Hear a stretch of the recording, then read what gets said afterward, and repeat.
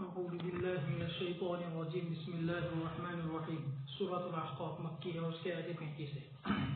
بسم اللہ الرحمن الرحیم حامیم تنزیل الکتاب من اللہ العزیز الحکیم ما خلقنا السماوات والارض وما بینهما الا بالحق واجل مسمى والذین کفروا عما انذروا معرضون قل ارأیتم ما تدعون من دون اللہ ارونی ماذا خلقوا من الارض ام لهم شرک فی السماوات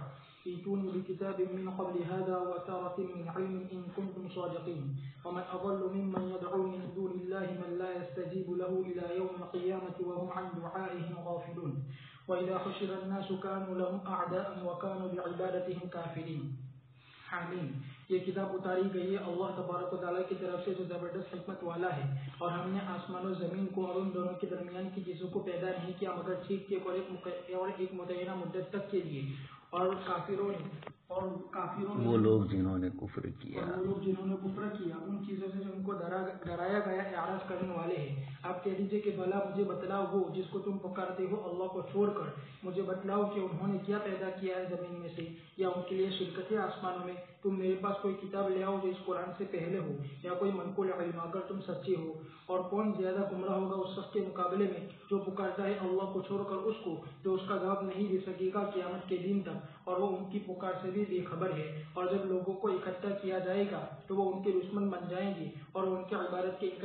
انکار کرنے والے ہو جائیں گے۔ اللہ تبارک و تعالیٰ بتلاتے ہیں کہ اس نے کتاب کو نازل کیا اپنے بندے اپنے رسول محمد صلی اللہ علیہ وسلم پر، اور اپنی ذات کو متصف کیا عزت کے ساتھ جس کا قصد نہیں کیا جاتا، اور حکمت کے ساتھ اقوال میں اور افعال میں۔ پھر اللہ تبارک و تعالیٰ نے فرمایا ما خلقنا السماوات والارض وما بینهما الا بالحق، یعنی بیکار اور باطل طریقے پر نہیں پیدا کیا۔ وہ اجل مسمى، یعنی معینہ مدت تک جو طے شدہ ہے جس میں کمی زیادتی نہیں ہوگی۔ باری تبارک و تعالیٰ کا فرمان والذین کفروا عما انذروا معرضون، یعنی وہ بے پرواہ ہے ان باتوں سے جو ان کو پیش کی جاتی ہے۔ اور تحقیق اللہ تبارک و تعالیٰ نے ان کی طرف ایک کتاب اتاری اور ان کی طرف ایک رسول کو بھیجا، اور وہ ان تمام سے اعراض کرنے والے ہیں، یعنی عن قریب وہ جان لیں گے اس کا انجام۔ پھر اللہ تبارک و تعالیٰ نے فرمایا قل اب کہہ دیجیے ان مشرکین سے جو اللہ کے در اس کے علاوہ کی عبادت کرنے والے ہیں، ارأیتم ما تدعون من دون اللہ ارونی ماذا خلقوا من الارض، یعنی مجھے بتلاؤ وہ جگہ جو انہوں نے مستقل پیدا کر رکھی وہ زمین میں سے، ام لہم شرک فی السماوات، یعنی ان کا کوئی شریک ان کی کوئی شرکت نہیں ہے آسمانوں میں اور نہ زمین میں، اور وہ کھجور کی گٹھلی کے چھال کے برابر بھی مالک نہیں ہے، اور بے شبہ سلطنت تصرف تمام کی تمام نہیں ہے مگر اللہ تبارک و تعالیٰ کے لیے۔ بس کیسے تم اس کے ساتھ عبادت کرتے ہو اس کے علاوہ کی، اور اس کے ساتھ شریک ٹھہراتے ہو؟ کون تمہاری رہنمائی کرتا ہے اس کی طرف، اور کون تم کو دعوت دیتا ہے اس کی طرف؟ کیا وہ اللہ ہی نے تمہیں اس کا حکم دیا، اللہ نے تم کو اس کا حکم دیا، یا یہ ایسی چیز ہے جو جس کو تم نے گھڑ لیا ہے اپنی ذات کی طرف سے؟ اس لیے فرمایا ائتونی بکتاب من قبل هذا، یعنی کوئی کتاب لے آؤ اللہ تبارک و تعالیٰ کی کتابوں میں سے جو اتاری گئی ہو انبیاء علیہ الصلوۃ والسلام پر، جو تم کو حکم دیتے ہو ان بتوں کی عبادت کرنے کی، او اثارۃ من علم، یعنی واضح دلیل اس طریقے پر جس کو تم نے اختیار کیا ہے، ان کنتم صادقین، یعنی تمہارے پاس کوئی دلیل نہیں ہے، نہ نقلی ہے اور نہ عقلی ہے اس بات پر۔ امام مجاہد نے فرمایا او اثارۃ من علم، یا کوئی ایسا شخص جو علم کو نقل کرتا ہو۔ ابن عباس رضی اللہ تعالیٰ عنہ نے فرمایا یا کوئی دلیل لے آؤ معاملے کی۔ ابو بکر بن عیاش رحمۃ اللہ علیہ نے فرمایا یا علم کا باقی ماندہ حصہ۔ ابن عباس امام مجاہد نے فرمایا او اثارۃ من علم، یعنی کوئی تحریف، اور امام قتادہ رحمۃ اللہ علیہ نے فرمایا او اثارۃ من علم، یعنی علم کا کوئی خاص حصہ۔ اور یہ تمام کے تمام اقوال قریب قریب ہے اور ایک ہی معنی کی طرف لوٹ رہے جس کو ہم نے کہا، اور اس کو ابن جریر رحمۃ اللہ علیہ نے اختیار کیا ہے۔ باری تبارک و تعالیٰ کا فرمان ومن اضل ممن يدعو من دون الله من لا يستجيب له الى يوم القيامة وهم عن دعائهم غافلون، یعنی کوئی گمراہ نہیں ہو سکتا اس شخص کے مقابلے میں جو پکارے اللہ کے علاوہ بتوں کو، اور وہ اس سے طلب کرے ایسی چیز جس کی وہ طاقت نہیں رکھتے ہیں قیامت کے دن تک، اور وہ غافل ان باتوں سے جو وہ کہتے ہیں، وہ نہ سن سکتے ہیں اور نہ دیکھ سکتے ہیں اس لیے کہ وہ جماعت پتھر بہرے ہیں۔ باری تبارک و تعالیٰ کا فرمان وَإِذَا حُشِرَ النَّاسُ كَانُوا لَهُمْ أَعْدَاءً وَكَانُوا بِعِبَادَتِهِمْ كَافِرِينَ، جیسے کہ باری تبارک و تعالیٰ کا فرمان كَلَّا سَيَكْفُرُونَ بِعِبَادَتِهِمْ وَيَكُونُونَ عَلَيْهِمْ ضِدًّا، یعنی عن قریب وہ ان کو دھوکہ دیں گے اس وقت جس وقت ان کو سب سے زیادہ ضرورت ہوگی۔ اللہ تبارک و تعالیٰ نے فرمایا ثم يوم القيامة يكفر بعضكم ببعض ويلعن بعضكم بعضا ومأواكم النار وما لكم من ناصرين۔ بسم اللہ الرحمن الرحیم، سورہ احقاف۔ وَاذْكُرْ أَخَا عَادٍ إِذْ أَنذَرَ قَوْمَهُ بِالْأَحْقَافِ، آگے آ رہا ہے قوم عاد کا سلسلہ۔ تنزیل الکتاب من اللہ العزیز الحکیم، کتاب کا اتارنا اور بڑے امور جب اللہ پاک ذکر فرماتے ہیں یا ایسے چیزیں جو انسانوں کی سمجھ سے باہر ہوتی ہے، ایسے موقع پر یہ دونوں صفات کا کثرت سے ذکر کیا گیا ہے، العزیز اور الحکیم کا۔ یہاں پر بھی قرآن کریم کا نزول یہ اللہ پاک کی ایک بہت بڑی نعمت ہے، اور اللہ پاک سے مخلوق تک پہنچنا اور نبی کا بھی اس میں واسطہ بننا، جبرائیل امین کا واسطہ بننا، یہ ساری وہ چیزیں ہیں اسباب کے درجے کی جو اللہ پاک نے اپنی شان عزیزی اور حکیمی سے وجود بخشا ہے۔ آگے فرمایا آسمان و زمین کو ہم نے ایسے ہی نہیں پیدا کیا، چھوٹی سی چیز انسان بناتا ہے تو کوئی مقصد ہوتا ہے، تو اتنی عظیم آسمان و زمین کے نظام کو بغیر کسی مقصد کے، اور مقصد وہی ہے انسانوں کو بتلانے کے بعد ایک دن حساب کتاب کا آنے والا ہے۔ ایک تو پورا نظام ٹھیک کیا اور اس کی ایک مدت مقرر رکھی، وہ اس کے علاوہ کسی کو معلوم نہیں ہے، پھر بھی کفار اعراض کر رہے ہیں۔ اللہ پاک فرماتے ہیں بالکل حصی مثال عقلی اور نقلی دلیل کے ساتھ کہ بتلاؤ تم مجھے ما تدعون من دون اللہ، غیر اللہ کی جن کی تم عبادت کرتے ہو، ماذا خلقوا من الارض، اللہ پاک کے ساتھ انہوں نے زمین میں کون سی چیز پیدا فرمائی، ام لہم شرک فی السماوات، یا آسمان کی پیدائش اور تخلیق کے اندر ان کی کوئی بھاگیداری ہو، ایتونی بکتاب من قبل ھذا، اس سے پہلے کوئی کتاب نعوذ باللہ اللہ پاک نے اتاری ہو اور اس میں لکھا ہو کہ فلاں فلاں نے ہمارے ساتھ اس طرح کی شرکت کی، او اثارۃ من علم، یا لوگوں سے نقلی دلائل عقلی دلائل کے طور پر اس طرح کی کوئی چیز آئی ہو، تو نہ نقل سے ثابت ہے نہ عقل سے ثابت ہے، عقل بھی صاف انکار کرتی ہے۔ یہ دونوں دلیلیں ہیں جن دلیلوں کی بنیاد پر دنیا میں گفتگو کی جاتی ہے۔ اسی لیے بڑے بڑے فلاسفہ اور ان کے ساتھ جب اہل علم کی گفتگو ہوئی تو انہوں نے یہی دو چیزیں کی، نقل سے پیش کیا اور اثارۃ من علم، یا پچھلوں سے جو دلیلیں اور عقلی باتیں آ رہی ہیں ان کو ذکر کیا۔ اثارۃ من علم میں کچھ حضرات نے اس سے عقلی دلیل کہی اور کچھ حضرات نے مطلق کہا کہ کوئی گواہ لے آؤ۔ الگ الگ اقوال ائمہ کی طرف سے ہے، کچھ نے کہا بقیۃ من العلم، تمہارے پاس پچھلوں سے نقل شدہ کوئی علم آیا ہو، اور اثارۃ من علم لکھی ہوئی کوئی چیز ہو خط کے اندر ایسی، یا خاصۃ من علم کوئی علم خصوصی علم آیا ہو، حالانکہ ایسی کوئی چیز نہیں ہے۔ لیکن خیر قریب المعنی یہ تمام کے تمام اقوال ہیں اور ان میں سے کسی کا بھی ثبوت نہیں مل رہا ہے مشرکین کی طرف سے۔ ومن اضل ممن يدعو من دون اللہ، اللہ کے علاوہ غیر اللہ کی عبادت کرنے والا کتنا بیوقوف اور گمراہ ہے، وہ جن سے مانگ رہا ہے وہ جمادات ہے، پتھر ہے، اور وہ تو بیچارے غافل ہے۔ وإذا تتلى عليهم آياتنا بينات قال الذين كفروا للحق لما جاءهم هذا سحر مبين أم يقولون افترى قل إن افتريته فلا تملكون لي من الله شيئا هو أعلم بما تصيدون فيه كفى به شهيدا بيني وبينكم وهو الغفور الرحيم قل ما كنت بدعا من الرسل وما أدري ما يفعل بي ولا بكم إن أتبع إلا ما يوحى إلي وما أنا إلا نذير مبين۔ اور جب ان کے سامنے ہماری واضح آیتوں کو تلاوت کیا جاتا ہے تو کہا ان لوگوں نے جنہوں نے کہتے ہیں ان لوگوں نے جنہوں نے کفر کیا حق کے بارے میں، جب ان کے پاس یہ حق آ گیا کہ یہ تو کھلا ہوا جادو ہے، کیا یہ لوگ یہ کہتے ہیں کہ اس نبی نے اس کو گھڑ لیا ہے؟ آپ کہہ دیجیے کہ اگر میں اس کو گھڑ لیتا تو تم میرے کچھ کام نہ آتے اللہ کے مقابلے میں، بس وہ زیادہ جانتا ہے ان کچھ باتوں، وہ خوب جانتا ہے اس میں جس میں تم لگے ہوئے ہو، اور وہ گواہی کے اعتبار سے کافی ہے میرے درمیان اور تمہارے درمیان، اور وہ بہت زیادہ بخشنے والا نہایت رحم کرنے والا ہے۔ آپ کہہ دیجیے کہ میں کوئی نیا نہیں ہوں رسولوں سے، اور مجھے نہیں معلوم کہ میرے ساتھ کیا کیا جائے گا اور نہ تمہارے ساتھ، میں اتباع نہیں کرتا ہوں مگر اسی کی جس کی میری طرف وحی کی جاتی ہے، اور میں تو صرف کھلا کھلا ڈرانے والا ہوں۔ اللہ تبارک و تعالیٰ فرماتے بتلاتے ہوئے مشرکین کے بارے میں، ان کے کفر اور ان کے عناد کے بارے میں کہ بلا صبح جب ان کے سامنے اللہ کی واضح آیتوں کو تلاوت کیا جاتا ہے، یعنی اس کے بیان اور اس کے واضح اس کے روشن ہونے کی حالت میں، تو وہ کہتے ہیں ھذا سحر مبین، یہ تو کھلا جادو ہے، اور تحقیق انہوں نے جتلایا اور افترا کیا اور گمراہ ہو گئے اور کفر کیا۔ ہم یقولون افترا، وہ لوگ مراد لے رہے محمد صلی اللہ علیہ وسلم کو۔ اللہ تبارک و تعالیٰ نے فرمایا قل ان افتریتہ فلا تملکون لی من اللہ شیئا، یعنی اگر میں اس پر جھوٹ بولتا اور میں دعویٰ کرتا کہ مجھے اللہ تعالیٰ نے بھیجا ہے اور حقیقت میں اس طرح نہ ہوتا تو البتہ اللہ تبارک و تعالیٰ مجھے سخت عذاب دیتا اور تم میں زمین والوں میں سے کوئی قادر نہیں ہوتا، نہ تم اور نہ تمہارے علاوہ، یہ کہ تم مجھے چھڑا سکو، جیسا کہ اللہ تبارک و تعالیٰ نے فرمایا قل انی لن یجیرنی من اللہ احد ولن اجد من دونہ ملتحدا، اور اللہ تبارک و تعالیٰ نے فرمایا ولو تقول علینا بعض الاقاویل لاخذنا منہ بالیمین، اس لیے اللہ تبارک و تعالیٰ نے یہاں فرمایا قل انی افتریتہ فلا تملکون لی من اللہ شیئا هو اعلم بما تفیدون فیہ کفی بہ شہیدا بینی وبینکم، یہ ان کو دھمکی ہے اور تاکید وعید ہے اور سخت ڈرانا ہے۔ باری تبارک و تعالیٰ کا فرمان وہو الغفور الرحیم، ان کو رغبت دلانا ہے توبہ کی طرف اور انابت کی طرف، یعنی ان تمام چیزوں کے باوجود اگر تم رجوع کرو گے اور توبہ کرو گے تو اللہ تبارک و تعالیٰ تمہارے توبہ کو قبول کرے گا اور تم سے درگزر کرے گا اور معاف کرے گا اور رحم فرمائے گا۔ اور یہ آیت کریمہ ایسی ہے جیسے کہ باری تعالیٰ کا یہ فرمان قل انزلہ الذی یعلم السر فی السماوات والارض انہ کان غفورا رحیما، اور باری تبارک و تعالیٰ کا فرمان قل ما کنت بدعا من الرسل، یعنی میں دنیا میں آنے والے رسولوں میں سے پہلا رسول نہیں ہوں بلکہ تحقیق کے مجھ سے پہلے بھی رسول آ چکے، بس میں کوئی ایسی بات لے کر نہیں آیا ہوں جس کی کوئی نظیر نہ ہو، یہاں تک کہ تم مجھے اجنبی جاننے لگو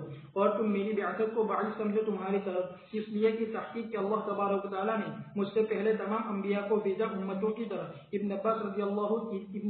مجاہد رحمۃ اللہ علیہ نے فرمایا قل ما کنت بدعا من الرسل، یعنی میں کوئی پہلا رسول نہیں ہوں جو بھیجا گیا ہوں لوگوں کی طرف۔ باری تبارک و تعالیٰ کا فرمان وما ادری ما یفعل بی ولا بکم، ابن عباس رضی اللہ تعالیٰ عنہ نے فرمایا تو اس کے بعد یہ آیت کریمہ نازل ہوئی لیغفر لك اللہ ما تقدم من ذنبك وما تأخر، اور امام ضحاک نے فرمایا وما ادری ما یفعل بی ولا بکم، یعنی مجھے نہیں معلوم کہ میں کیا حکم دیا جاؤں اور کس سے روکا جاؤں۔ اس کے بعد حسن بصری رحمۃ اللہ علیہ نے فرمایا بارے تعالیٰ کے اس فرمان ہے وما ادری ما یفعل بی ولا بکم، بہرحال آخرت کے بارے میں تو اللہ کی پناہ، تحقیق آپ کو معلوم تھا کہ آپ جنت میں ہوں گے، لیکن آپ نے فرمایا کہ مجھے نہیں معلوم کہ میرے ساتھ کیا کیا جائے گا، تمہارے ساتھ دنیا میں بھی نکالا جاؤں گا جیسا کہ تمام انبیاء کو نکالا گیا، یا مجھے بھی قتل کر دیا جائے گا جیسا کہ انبیاء کو قتل کر دیا گیا مجھ سے پہلے، اور مجھے نہیں معلوم کہ کیا تم کو ڈھسا دیا جائے گا یا تم پر پتھر کی بارش برسائی جائے گی، اور اس بات میں کوئی شک نہیں کہ یہی تفسیر آپ صلی اللہ علیہ وسلم کی مناسب ہے، اس لیے کہ آخرت کی طرف نسبت کرتے ہوئے تو آپ کو یقین تھا کہ آپ جنتی کی طرف جائیں گے اور وہ تمام لوگ جنہوں نے آپ کی پیروی کی، بہرحال دنیا میں تو آپ کو نہیں معلوم کہ اللہ کے نزدیک کیا انجام ہوگا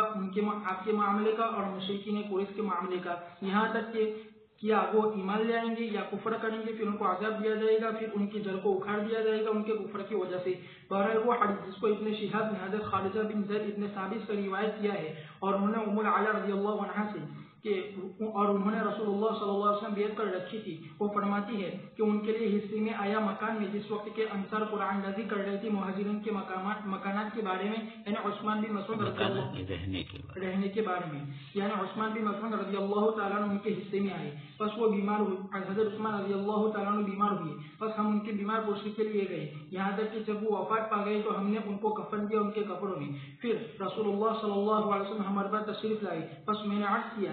بس میں نے کہا کہ اللہ تعالیٰ کی رحمت تم پر ابو سعید، میری گواہی تمہارے بارے میں کہ البتہ تحقیق کہ اللہ تبارک و تعالیٰ تم پر کرم فرمائے گا، بس رسول اللہ صلی اللہ علیہ وسلم نے فرمایا تم کو معلوم ہے کہ اللہ تبارک و تعالیٰ پر کرم فرمائے گا، تو میں نے عرض کیا میں نہیں جانتی ہوں، میرے ماں باپ آپ پر قربان ہو، تو رسول اللہ صلی اللہ علیہ وسلم نے فرمایا بہرحال موت تو ان کے پاس آ گئی ہے ان کے رب کی طرف سے، اور بلا صبح البتہ میں امید رکھتا ہوں ان کے بارے میں بھلائی ہی کی، اور اللہ کی قسم مجھے نہیں معلوم حالانکہ میں اللہ کا رسول ہوں کہ مجھے ایسا کیا کیا جائے گا۔ حضرت ام علا فرماتی ہے کہ میں نے عرض کیا کہ خدا کی قسم میں کسی کا اس کے بعد کبھی تزکیہ نہیں کروں گی، اور اس بات نے مجھے غمزدہ کر دیا، پس میں سوئی، پھر میں نے حضرت عثمان رضی اللہ تعالیٰ عنہ کے لیے ایک رواں دوا چشمہ دیکھا، پھر میں رسول اللہ صلی اللہ علیہ وسلم کے پاس آئی، پھر میں نے آپ کو پورا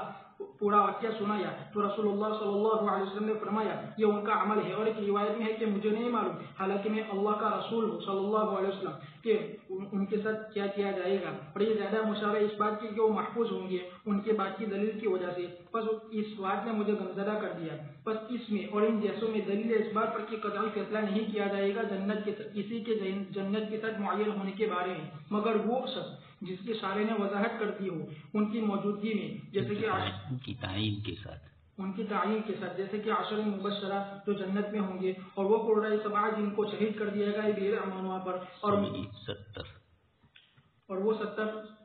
قرہ جن کو شہید کر دیا گیا بیر مونا پر، اور ان کے مان باری تبارک و تعالیٰ کا فرمان ان اتبع الا ما یوحى الی، یعنی بلا صبح میں اتباع کرتا ہوں اسی کی جو اللہ تعالیٰ نے مجھ پر نازل کی ہے وحی میں سے، وما انا الا نذیر مبین، یعنی میں تو واضح ڈرانے والا ہوں، میرا معاملہ ظاہر ہے اور عقل مند کے لیے اور ذہانت والے کے لیے، واللہ اعلم۔ وَإِذَا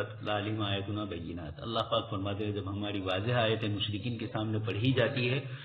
تو کفروا اس حق کے سلسلے میں یہ کہتے ہیں کہ ھذا سحر مبین، قرآن آنے کے بعد اس کو وہ جادو سے تعبیر کرتے ہیں، اور کبھی کبھی کہہ دیتے ہیں ہم یقولون افترا، آپ صلی اللہ علیہ وسلم نے خود ہی اپنی طرف سے گڑھ لیا، اس کے جواب میں فرمایا کہ آپ ان کو کہہ دیجیے کہ اگر میں اپنی طرف سے گڑھتا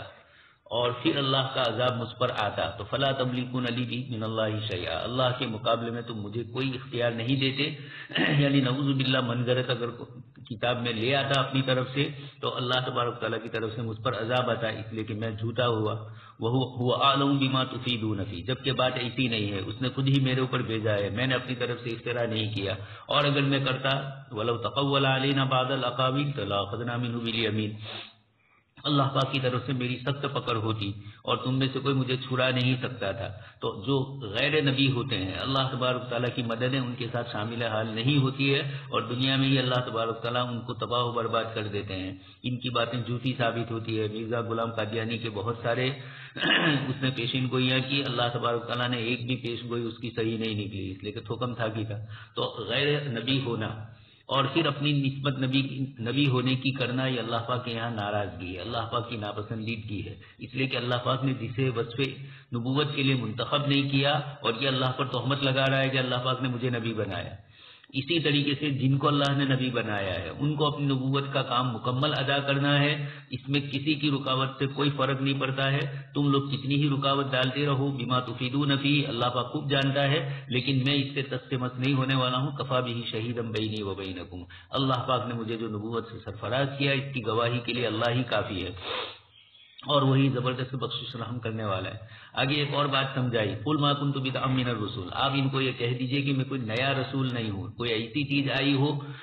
جو مجھ سے پہلے آئی ہی نہ ہو تو لوگوں کو تعجب ہوتا ہے، جبکہ مجھ سے پہلے انبیاء کا ایک لمبا سلسلہ جاری ہوا، میں تو خاتم النبیین ہوں. وما ادری ما یفعل بی ولا بکم، آگے اس کے بعد یہ جملہ ہے اور مجھے معلوم نہیں کہ میرے ساتھ اور تمہارے ساتھ کیا معاملہ کیا جائے گا. اس آیت کا ظاہر ایسا ہے کہ جس سے اشتباہ ہوتا ہے، اس لیے حضرات محدثین مفسرین نے اس آیت پر تفصیلی کلام کیا. اور حسن بصری رحمۃ اللہ علیہ نے بہت اچھی بات فرمائی کہ دنیاوی اعتبار سے کیا ہونے والا ہے اس کی متعلق گفتگو ہے. جنت میں کیا ہونے والا ہے کہ یعنی اگر یہ نبی یہ کہے کہ میں جنت میں جاؤں گا یا نہیں جاؤں گا مجھے معلوم نہیں ہے، یعنی میں جس نبوت کو لے کر آیا ہوں وہ جنت کا ذریعہ بنتی ہے یا نہیں بنتی ہے، تو یہ نبی کو اپنے نبوت میں شک ہوا. اس لیے نبی کی دعوت اور نبی کا اس کے اوپر جو بشارتیں ہیں جنت والی، اس سلسلے میں نبی کا یہ کہنا کہ ما یفعل بی یہ مراد نہیں ہے، بلکہ میں تمہیں دعوت دیتا ہوں. اور اب داعی اور مدعو ان کے درمیان آپس کے جو مسائل ہیں وہ دو قسم کے ہوئے. اللہ پاک نے انبیاء کرام علیہ السلام کو کامیاب فرمایا، یا کسی نبی کو شہید کیا، یا کسی کو ہجرت کروائی اللہ تبارک تعالیٰ نے. اسی طریقے سے قوموں کا حال یہ ہوا کہ اللہ پاک نے ان کو تباہ و برباد کیا جنہوں نے نہیں مانا. نہ ماننے کے بعد اگر ندامت اور شرمندگی ہو گئی تو قوم یونس کی طرح اللہ پاک نے معاف بھی کر دیا، اور اگر ایمان لے آئے تو اللہ پاک نے کامیاب فرمایا. اس لیے میرا اور تمہارا دونوں کا معاملہ دنیاوی اعتبار سے کیا ہونے والا ہے. آیا تم میری بات نہیں مانو گے تو اللہ کی طرف سے عذاب آئے گا یا نہیں آئے گا. میں تمہیں دعوت دے رہا ہوں تم مجھے شہید کرو گے یا اللہ پاک مجھے بچائے گا. واللہ یعصمک من الناس، دیکھے بچا لیا. اس لیے یہ وہ چیزیں ہیں جن کو میں نہیں جانتا ہوں. ان اتبع الا ما یوحی الی، اس لیے تم میرے مقابلے کے اندر جو وہاں کی باتیں یا کچھ معجزات طلب کرتے ہو تو ان سے میرا کوئی تعلق نہیں ہے. معجزات جو اللہ دیتے ہیں وہی معجزات میری طرف سے ہوتے ہیں. اللہ پاک جو فرماتے ہیں اسی طرح کی بات میں کرتا ہوں. آگے وما یفعل بی ولا بکم، اس سلسلے کے اندر حضرت ام العلا رضی اللہ تعالیٰ عنہ کی ایک روایت ذکر کی. حضرت عثمان ابن مظعون مہاجر صحابی ہے، ام العلا مدنی صحابیہ ہے انصار میں سے. یہ فرماتی ہے کہ جب صحابہ کرام کے درمیان، انصار اور مہاجرین کے درمیان آپ صلی اللہ علیہ وسلم نے مواقعات قائم کی، بھائی چارہ قائم کیا، تو اس موقع پر حضرت عثمان کا نام ہمارے گھر سے وابستہ ہوا ہے. یعنی ان کا خرچہ وغیرہ ان کے ساتھ جو معاملہ کرنا ہے وہ ہمارے ساتھ اخوت ہو گئی.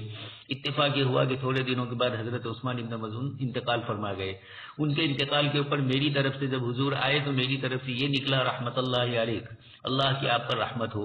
ابو سعید سے ان کی کنیت تھی اور میں گواہی دے رہی ہوں. حضور نے پوچھا کہ تم کہاں سے گواہی دے رہی ہو،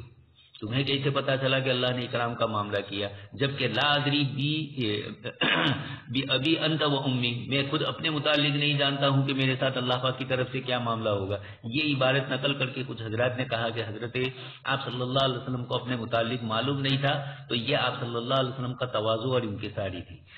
معلوم نہ ہونے کا مطلب یہ کہ میں دنیا سے رخصت ہوں تو اللہ تبارک تعالیٰ کا نبی بن کر دنیا سے جا رہا ہوں، لوگوں کو تو اس پر ایمان لانے پر بشارت دے رہا ہوں، لیکن میرا اپنا ایمان ہونے کے باوجود اور اپنی دعوت ہونے کے باوجود شاید اللہ تبارک تعالیٰ کی ناراضگی کا کوئی بظاہر ایک سبب بن جائے اور اللہ پاک کی طرف سے میرے اوپر وہ انعامات اور احسانات نہ ہو، اس کا خطرہ رہتا ہے۔ نزدیکانہ پیش بود حیرانی، جو جتنا زیادہ قریب اتنے زیادہ اس کو ڈر اس کو ہوتا ہے۔ تو انبیاء کرام علیہ الصلوۃ والسلام کو سب سے زیادہ ڈر اسی لیے سن چکے ہیں۔ شکل جو ایک روایت آئی تھی نفسی نفسی ابراہیم علیہ السلام کی، اور اسی پر ایک خطبہ ہے، محدثین کہتے ہیں کہ یہ روایت صحیح نہیں ہے، مفہوم صحیح ہے لیکن روایت ان الفاظ کے ساتھ، ان معانی کے ساتھ جو لوگ ذکر کرتے ہیں کثرت سے، ہمارے حضرت شیخ الحدیث صاحب رحمۃ اللہ علیہ بھی ان خطبے کو بیان کرتے رہتے تھے، اور بھی دوسرے حضرات اہل علم میں حضرت مدنی کی طرف بھی منسوب ہے۔ تو روایت کے معانی ثابت ہے لیکن الفاظ کے سلسلے میں علماء کا اختلاف ہے۔ وما یدریک ان اللہ تعالی اکرمہ، حضرت ام العلا کو حضور نے فرمایا کہ تم کیسے کہہ رہی ہو جبکہ مجھے خود اپنے متعلق معلوم نہیں ہے، ولا ازکی۔ اس کے بعد حضرت ام العلا کو بہت افسوس ہوا اور یہ کہا کہ میں اب کسی کے متعلق کوئی چیز نہیں کروں گی۔ رات کو سوئی، خواب کے اندر حضرت عثمان ابن مظعون کو دیکھا کہ جنت کے چشمے میں آپ آرام سے رہ رہے۔ حضور کو صبح میں جا کر نقل کیا، اللہ کے رسول نے فرمایا ذاک عملہ، یہ ان کے عمل کی جو حصی شکل ہے، اللہ پاک نے جنتی شکل میں تمہارے سامنے اس کو نہر میں غوطہ لگاتے ہوئے بتلایا۔ اور پھر حضور کا کلمہ پھر دوبارہ آیا، وما ادری وانا رسول اللہ ما یفعل بی، کیا کیا جائے گا ان کے ساتھ، یہ زیادہ مناسب ہے، یعنی اپنے ساتھ نہیں فرما رہے ہیں بلکہ حضرت عثمان کے ساتھ کیا واقعہ پیش آنے والا ہے اللہ پاک کے یہاں، یہ میں نہیں جانتا ہوں۔ اور ابن کثیر رحمۃ اللہ علیہ فرماتی بھی ہیں ھذا اشبہ یکون هو المحفوظ، الفاظ کے اعتبار سے بھی یہی زیادہ محفوظ سمجھ میں آ رہا ہے، اس لیے کہ اس کی دلیل یہ ہے کہ ان کو انہوں نے غم میں ڈال دیا۔ اگر حضور صلی اللہ علیہ وسلم کہتے کہ مجھے معلوم نہیں ہے تو حضرت ام العلا کو غم نہ ہوتا۔ بس یہ روایت یہ بتلاتی ہے کہ کسی کے متعلق جنتی ہونے کا قطعی فیصلہ نہ کیا جائے، جن کے متعلق اللہ کے رسول صلی اللہ علیہ وسلم نے صراحتاً ذکر فرمایا ان کو تو کہہ سکتے ہیں، لیکن ان حضرات کو بھی اپنے لیے خطرہ اور ڈر محسوس ہوتا تھا۔ حضرت ابوبکر صدیق کاش کہ میں یہ ہو جاتا، کاش کہ وہ ہوتا، یہ اتنا ڈر محسوس کرتے تھے۔ حضرت عمر رضی اللہ تعالیٰ عنہ اپنے متعلق جنت کی بشارت ہونے کے باوجود منافقین کی فہرست میں اپنے آپ کو تلاش کرتے تھے۔ یہ ان حضرات کا غایت تقویٰ تھا۔ قل أرأيتم إن كان من عند الله وكفرتم به وشهد شاهد من بني إسرائيل على مثله فآمن واستكبرتم إن الله لا يهدي القوم الظالمين وقال الذين كفروا للذين آمنوا لو كان خيرا ما سبقونا إليه وإذ لم يهتدوا به فسيقولون هذا إفك قديم ومن قبله كتاب موسى إماما ورحمة وهذا كتاب مصدق لسانا عربيا لينذر الذين ظلموا وبشرى للمحسنين إن الذين قالوا ربنا الله ثم استقاموا فلا خوف عليهم ولا هم يحزنون أولئك أصحاب الجنة خالدين فيها جزاء بما كانوا يعملون۔ آپ کہہ لیجیے بھلا مجھے بتلاؤ اگر یہ قرآن کریم اللہ تعالیٰ کی طرف سے ہو اور تم اس کے منکر ہو، اور بنی اسرائیل میں سے ایک گواہی دینے والے نے گواہی دی اس جیسی کتاب پر، پھر وہ ایمان لائے اور تم تکبر کرتے رہے، بلا شبہ اللہ تعالیٰ ہدایت نہیں دیتا ہے ظالم قوم کو۔ اور کہا ان لوگوں نے جنہوں نے کفر کیا ان لوگوں کو جو ایمان لائے کہ اگر یہ قرآن کریم خیر ہوتا تو وہ ہم سے اس کی طرف سبقت نہ کرتے، اور جب انہوں نے ہدایت نہیں پائی قرآن کے ذریعے سے تو عن قریب وہ کہیں گے کہ یہ تو قرآن جھوٹا ہے، اور اس سے پہلے موسیٰ علیہ السلام کی کتاب ہے جو رہنما اور رحمت ہے، اور یہ کتاب تصدیق کرنے والی ہے، عربی زبان والی ہے، تاکہ ڈرائے ان لوگوں کو جنہوں نے ظلم کیا اور بشارت ہو نیکی کرنے والوں کے لیے۔ بلا شبہ وہ لوگ جنہوں نے کہا کہ ہمارا رب اللہ اور اس پر جمے رہے، پس ان پر نہ کوئی خوف ہوگا اور نہ وہ غمگین ہوں گے، یہی لوگ جنتی ہیں جس میں ہمیشہ ہمیشہ رہیں گے، یہ ان اعمال کا بدلہ ہے جو وہ کرتے تھے۔ اللہ تبارک و تعالیٰ فرماتے ہیں قل، آپ کہہ دیجیے محمد صلی اللہ علیہ وسلم ان مشرکین سے جو قرآن کا انکار کرنے والے ہیں، ارائیتم ان کان، یعنی یہ قرآن کریم من عند اللہ وکفرتم بہ، تمہارا کیا خیال ہے کہ اگر اللہ جو تم کو پیدا کرنے والا ہے اگر یہ کتاب اسی کی طرف سے جس کو لے کر میں تمہارے پاس آیا ہوں، اور تحقیق کے اس کو اس نے نازل کیا ہے مجھ پر تاکہ میں تم کو پہنچاؤں، تاکہ میں تو تم کو وہ پہنچاؤں، اور تحقیق کے تم اس کا انکار کرتے اور تم نے اس کو جھٹلایا۔ وشہد شاہد من بنی اسرائیل علی مثلہ، اور تحقیق کے شہادت دی اس کی صداقت اور اس کے صحت پر اگلی کتابوں نے جو نازل کی گئی انبیاء علیہ الصلوۃ والسلام پر مجھ سے پہلے، پس وہ ان کتابوں نے بشارت دی اور بتلایا اسی جس طرح اس قرآن کریم نے بتلایا۔ باری تبارک و تعالیٰ کا فرمان فآمن، یعنی وہ شخص جس نے شہادت کی اس کی صداقت کی بنی اسرائیل میں سے اس کی حقیقت کو جاننے کی وجہ سے، واستکبرتم، یعنی تم تکبر کرتے ہو اس کی اتباع کرنے سے۔ حضرت مسروق نے فرمایا کہ وہ وہ گواہ تو نبی پر ایمان لے آئے، وہ یہ گواہ ایمان لائے اپنے نبی پر، اپنے کتاب پر، اور تم نے کفر کیا تمہارے نبی کا اور تمہاری کتاب کا. ان اللہ لا یہدی القوم الظالمین. اور یہ عام ہے یعنی عبداللہ ابن سلام اور ان کے علاوہ تمام لوگوں کو، جیسے کہ باری تبارک و تعالیٰ کا فرمان وَإِذَا يُتْلَى عَلَيْهِمْ قَالُوا آمَنَّا بِهِ إِنَّهُ الْحَقُّ مِنْ رَبِّنَا إِنَّا كُنَّا مِنْ قَبْلِهِ مُسْلِمِينَ. اور فرمایا إِنَّ الَّذِينَ أُوتُوا الْعِلْمَ مِنْ قَبْلِهِ إِذَا يُتْلَى عَلَيْهِمْ يَخِرُّونَ لِلْأَذْقَانِ سُجَّدًا. امام مالک نے روایت کیا ہے عامر بن سعد سے اور انہوں نے اپنے والد سے کہ میں نے رسول اللہ صلی اللہ علیہ وسلم کو فرماتے ہوئے نہیں سنا کسی کے بارے میں جو زمین پر چل رہا ہو کہ بلا شبہ وہ جنت والوں میں سے ہے مگر عبداللہ ابن سلام رضی اللہ تعالیٰ عنہ کے لیے. فرمایا کہ انہی کے بارے میں آیت کریمہ نازل ہوئی ہے وَشَهِدَ شَاهِدٌ مِّن بَنِي إِسْرَائِيلَ عَلَى مِثْلِهِ. اسی طرح ابن عباس، امام مجاہد، امام ضحاک اور امام قتادہ نے فرمایا کہ وہ عبداللہ ابن سلام رضی اللہ تعالیٰ عنہ ہے. باری تبارک و تعالیٰ کا فرمان وَقَالَ الَّذِينَ كَفَرُوا لِلَّذِينَ آمَنُوا لَوْ كَانَ خَيْرًا مَّا سَبَقُونَا إِلَيْهِ. یعنی انہوں نے کہا مؤمن سے قرآن کے بارے میں کیا کرے قرآن کریم میں کوئی بھلائی ہوتی تو ہم سبقت کر تو وہ ہم سے اس کی طرف سبقت نہ کرتے. اور وہ لوگ مراد لے رہے بلال، عمار، سہیب، خباب رضی اللہ عنہ اجمعین کو اور ان کے جیسے کمزور اور غلاموں اور باندیوں کو، اور انہوں نے اس میں سخت غلطی کی اور سخت واضح کوتاہی کی، جیسا کہ اللہ تبارک و تعالیٰ نے فرمایا وَكَذَلِكَ فَتَنَّا بَعْضَهُم بِبَعْضٍ لِيَقُولُوا هَؤُلَاءِ مَنَّ اللَّهُ عَلَيْهِم مِّن بَيْنِنَا. یعنی وہ تعجب کرتے ہیں کہ کیسے یہ لوگ ہدایت پا گئے ہم کو چھوڑ کر. اس لیے انہوں نے کہا لَوْ كَانَ خَيْرًا مَّا سَبَقُونَا إِلَيْهِ. بہرحال اہل سنت والجماعت پس وہ کہتے ہیں ہر فعل اور قول کے بارے میں جس کا ثبوت صحابہ رضی اللہ تعالیٰ عنہم سے نہ ہو کہ وہ بدعت ہے، اس لیے کہ اگر اس میں بھلائی ہوتی تو وہ اس کی طرف ہم سے سبقت کر جاتی، اس لیے کہ انہوں نے خیر کے کاموں میں سے کسی کام کو نہیں چھوڑا مگر وہ اس کی طرف سبقت لے گئے. اور باری تبارک و تعالیٰ کا فرمان وَإِذْ لَمْ يَهْتَدُوا بِهِ یعنی قرآن کریم سے فَسَيَقُولُونَ هَذَا إِفْكٌ مُّبِينٌ. یعنی یہ تو پرانا جھوٹ ہے قدیم، یعنی یہ پرانا جھوٹ ہے جو منقول ہے اگلے لوگوں سے. بس وہ انہوں نے قرآن کریم کی اور قرآن والوں کی عاجزی کی، اور یہ وہ تکبر ہے جس کے بارے میں رسول اللہ صلی اللہ علیہ وسلم نے فرمایا کہ تکبر حق کا انکار کرنا ہے اور لوگوں کو حقیر سمجھنا ہے. پھر اللہ تبارک و تعالیٰ نے فرمایا وَمِن قَبْلِهِ كِتَابُ مُوسَىٰ. اور اس سے مراد تورات ہے امامًا وَرَحْمَةً وَهَٰذَا كِتَابٌ یعنی قرآن کریم مصدق یعنی اپنے سے پہلے کتابوں کی تصدیق کرنے والی ہے، لسانًا عربیًّا یعنی فصیح واضح اور کھلی زبان میں ہے، لِيُنذِرَ الَّذِينَ ظَلَمُوا وَبُشْرَىٰ لِلْمُحْسِنِينَ یعنی کافروں کے لیے ڈرانے پر مشتمل ہے اور مؤمنوں کے لیے بشارت دینے پر. باری تبارک و تعالیٰ کا فرمان ان الذين قالوا ربنا الله ثم استقاموا. اس کی تفسیر گزر چکی سورہ حامیم سجدہ میں. باری تبارک و تعالیٰ کا فرمان فلا خوف عليهم یعنی ان باتوں کو بیان میں جو تم کو مستقبل میں پیش آئے گی، ولا هم يحزنون یعنی ان باتوں پر جو تم پیچھے چھوڑ کر آئی. اولئک اصحاب الجنة خالدین فيها جزاء بما كانوا يعملون یعنی ان کے عمل سبب بنے ان کے رحمت کے حاصل کرنے کا، ان پر رحمت کے کامل ہونے کا. واللہ اعلم. قل ارأیتم ان کان من عند اللہ وکفرتم به. مشرکین نے قرآن کریم کے متعلق انکار کیا اور عجیب و غریب قسم کی بکواسات کی. اس کے جواب میں اللہ پاک نے فرمایا کہ بتلاؤ کہ اگر یہ کتاب اللہ کی طرف سے ہوتی، یہ سمجھانے کے لیے فرمایا، ورنہ ہے ہی اللہ کی طرف سے، یعنی اللہ کی طرف سے. تم تو سمجھ رہے ہو کہ نعوذ باللہ میں نے کر لیا، لیکن تھوڑی دیر کے لیے یہ بھی سمجھ لو کہ اللہ ہی کی طرف سے ہے اور پھر انکار کرو گے تو کیا ہوگا. اور وشہد شاہد من بنی اسرائیل علی مثلہ. اس کی جیسی، اس قرآن جیسی وہی تورات میں بھی اللہ پاک کی طرف سے اتاری گئی اور بنی اسرائیل کے لوگوں نے اس کے اوپر گواہی بھی دی. شاہد من بنی اسرائیل ایک گواہ، ایسے گواہ جنہوں نے اپنی کتاب پر بھی ایمان لائے جو اور آپ صلی اللہ علیہ وسلم پر بھی ایمان لائے. تو انہوں نے تو اپنے نبی کی تصدیق کی اور میری بھی تصدیق کی. تمہارا حال ہے کہ تم نہ اپنے نبی کی تصدیق کرتے ہو نہ پچھلے انبیاء کی. واستکبرتم. ان سب کے پیچھے تمہارا جو کار فرما اصل مسئلہ ہے وہ تکبر ہے. تم یہ سمجھ رہے ہو کہ یہ بلال، عمار، یاسر وغیرہ کمزور اور کم عقل نعوذ باللہ، اور ہم اتنے بڑے مالدار چودھری لوگ، ہمارے پاس ساری دنیا کے اسباب اور کی چیزیں موجود ہے، ہم تو ایمان نہیں لائے اور یہ پہلے لے آئے. ہر زمانے میں یہی کہا ارادلنا بادی الرأی. اور حضرت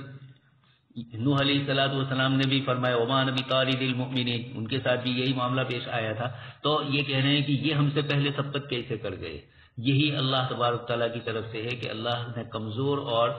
ضعیفوں کو دین اور ایمان کے لیے منتخب کر لیا اور مالداروں اور متکبرین کو سائڈ پہ کر دیا.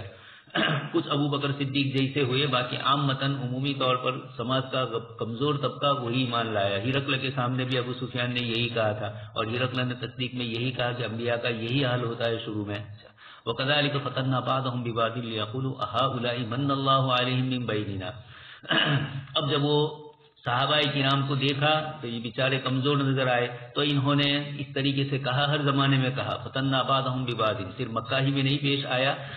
یہی حال نوح علیہ السلام اور بعد کے انبیاء کے ساتھ بھی پیش آیا، ان کے متبعین نے ان کے ساتھ یہی کیا۔ حضرت صالح علیہ السلام کے واقعات قرآن کریم نے ذکر کیے، حضرت شعیب علیہ السلام کے متعلق بھی انہوں نے کہا کہ ہم تم کو بڑے عقل مند سمجھ رہے تھے۔ تو یہ قوم کے اندر بڑے سمجھے گئے تھے، نیک اور اچھے سمجھے گئے تھے، اور جب انہوں نے ہدایت کی دعوت دی تو ان کی باتوں کو پھر بھی انکار کرنے والے پیدا ہوئے۔ تو حضرت عمار، بلال وغیرہ چونکہ یہ ایمان لائے، اس لیے یہ چیز ایسی نہیں ہے کہ جو ہم سے آگے بڑھ جاتے، اگر یقیناً اس دن میں خیر ہوتی تو ہم آگے ہوتے۔ یہ شرارت ہے، اللہ پاک کی طرف سے انتخاب ہوتا ہے، کسی کی عقل اور سمجھ سے کام نہیں چلتا ہے۔ لو کان خیرا ما سبقونا الیہ، اگر اس میں بھلائی ہوتی۔ اسی سے ابن کثیر رحمۃ اللہ علیہ فرماتے کہ علماء کرام نے فرمایا کہ جتنی خیر کی چیزیں تھی صحابہ کرام سب کے سب ان کو اپنانے والے تھے۔ شکلیں بدل گئی ہمارے زمانے میں، لیکن نفس خیر کے جو اعمال ہیں صحابہ کرام ہم سے سبقت کر گئے۔ اسی لیے اللہ تبارک تعالیٰ نے یہ فرمایا آمنو کما آمن الناس، صحابہ کے ایمان کو معیار بتلایا گیا۔ اس جگہ پر بھی ابن کثیر فرماتے کہ اہل سنت والجماعت یہی کہتے ہیں کہ جو چیزیں صحابہ کرام سے ثابت نہیں ہے وہ بدعت ہے، اس لیے کہ یہ ہوتی تو صحابہ ہم سے پہلے اس میں آگے بڑھتے، وہ نیکیوں کے حریص تھے، اللہ پاک کی طرف اللہ کی رحمت کے اور محبت خداوندی کے سب سے زیادہ عاشق زار تھے۔ فیقولون ھذا افک قدیم، جب قرآن کی ہدایت ان کو نہیں ملی تو یہ نہیں کہ افسوس کرے کہ بھئی ہم نے ہدایت حاصل نہیں کی، ہماری بدبختی ہے کہ ہم قرآن ایمان نہیں لا رہے ہیں، بلکہ اس کے بجائے قرآن کریم کے متعلق یہ کہا، بلکہ خود وحی الہی، صرف قرآن ہی کیا افک قدیم۔